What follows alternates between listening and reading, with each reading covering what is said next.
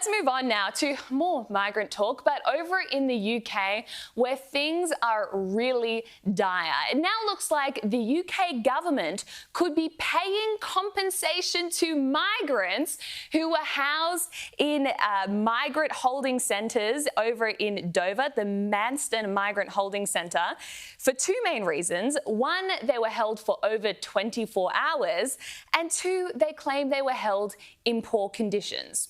So these are illegal migrants who crossed the channel illegally, were put in a temporary holding area, and they are now the ones suing the UK government for the inhumane conditions they've been put in.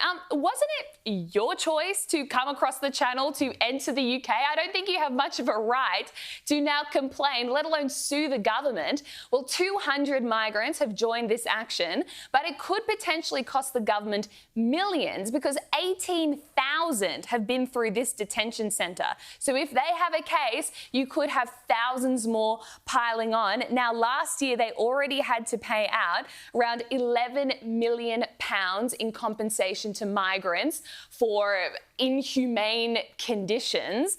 And it's ridiculous. And on top of that, they're spending £100 million every month keeping these migrant hotels going.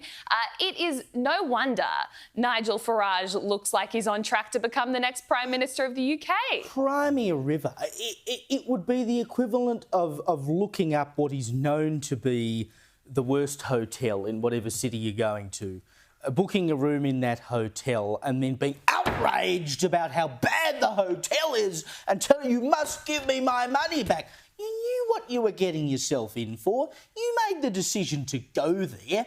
What did you think was going to happen? I mean, they're making all sort of fantastic allegations like, you know, they've been sexually assaulted and physically abused and had things stolen by guards and whatever, which the government says didn't happen, which is why this now has to go through the courts, because the government just said, no, we're not giving you the compensation for that because it's just not true.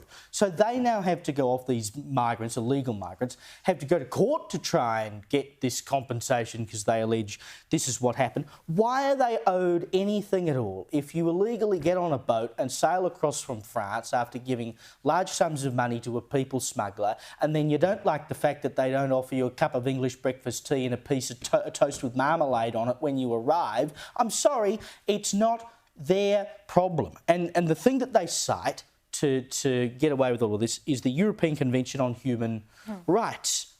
Pull out of it. And this is what Nigel Farage has talked about. They need to get out of it.